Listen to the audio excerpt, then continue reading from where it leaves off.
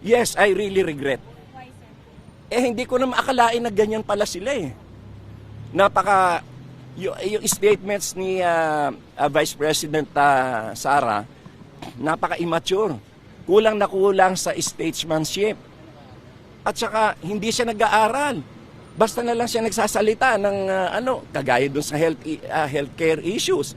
Hindi siya nag-aaral. Hindi niya chinecheck kung ano yung binibigay ng PhilHealth. Yung mga sinasabi niya iba, hindi siya nag-aaral.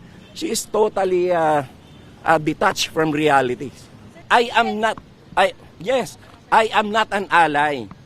As a citizen, I supported President Duterte, former President Duterte, when he was the president because it is the duty and obligation of every Filipino citizen to support the president.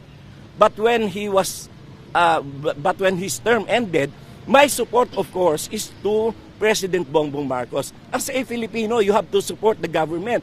You have to support the president. You have to support the administration. Pero ano ginawa ni former President Rodrigo Roa Duterte? Binastos niya si President Bongbong Marcos. Binastos niya ang gobyerno. At ngayon, gusto pa niya magkudita. Saan kayo nakakita na ganyan former president? Gusto niyang baliin at baliwalain ang konstitusyon. Gusto niyang lumabag sa batas ang mga military.